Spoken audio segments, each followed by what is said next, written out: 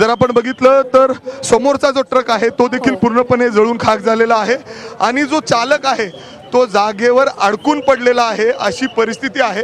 अग्निशामक दलाचे जवान त्याला बाहेर काढण्याचा प्रयत्न करतायत। संपूर्ण वाहतूक या रस्त्यावरची सध्या थांबवण्यात आलेली आहे जी साताऱ्याहून मुंबईच्या दिशेने जाते अशी ही परिस्थिती आता आपण स्पॉटवरून दाखवतोय। जवळपास 8 ते 10 ॲम्ब्युलन्स या ठिकाणी आहेत। अग्निशामक दलाचे मोठे गाड्या या ठिकाणी पोहोचलेल्या आहेत आणि त्याच वेळी जर आपण बघितलं तर फायर म्हणजे अर्थात अग्निशामक दलाचे जवान कटर घेऊन आलेले आहेत।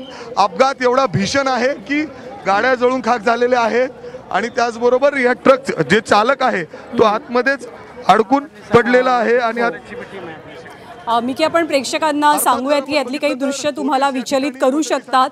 सध्या अग्निशमन दलाचे कर्मचारी असतील, पोलीस कर्मचारी असतील, वेगानं मदत कार्य, बचाव कार्य सुरू आहे। आणखी किती गाड्या या अपघातामध्ये त्या गाड्यांचं नुकसान झालेलं आहे, लोक जखमी झालेत।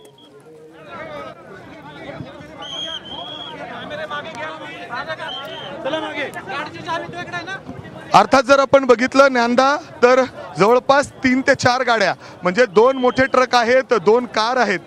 पुढे जाण्याचा प्रयत्न करूयात परंतु आता सध्या बचाव कार्य या ठिकाणी सुरू आहे। अग्निशामक दलाची पूर्ण टीम या ठिकाणी बोलवण्यात आलेली आहे। अजून मनुष्यबळ कारण अपघात एवढा मोठा आहे की जवळपास 5 जण आता त्यांच्या जागीच मृत्यू झालेला आहे, त्यांच्या बॉडीज या ठिकाणी काढले जात आहेत। तर दुसऱ्या बाजूला आता आपण बघितलं तर या ट्रकमध्ये सुद्धा जो चालक आहे तो अडकलेल्या अवस्थेत आहे आणि जी प्राथमिक माहिती मिळते त्यानुसार त्याचा देखील जागीच दुर्दैवी मृत्यू झालेला आहे असं माहिती या ठिकाणी अग्निशामक दलाचे जवानांकडून या ठिकाणी दिली जाते। पोलीस सगळ्यांना विनंती करतायत की थोडंसं तुम्ही मागवा, आम्हाला एक संपूर्ण गाड्या बाजूला काढायच्या आहेत कारण प्रचंड वाहतूक कोंडी या ठिकाणी झालेली आहे। मागील 1 ते 1.5 तास झालेला आहे। संपूर्ण रस्ता हा वाहतुकीसाठी बंद करण्यात आलेला आहे। खरं तर पलीकडची लेन जे आपण ड्रोननी दृश्य दाखवत होतो ते बघितले तर लांबच लांब वाहनांच्या रांगा या ठिकाणी आपल्याला पाहायला मिळत आहेत।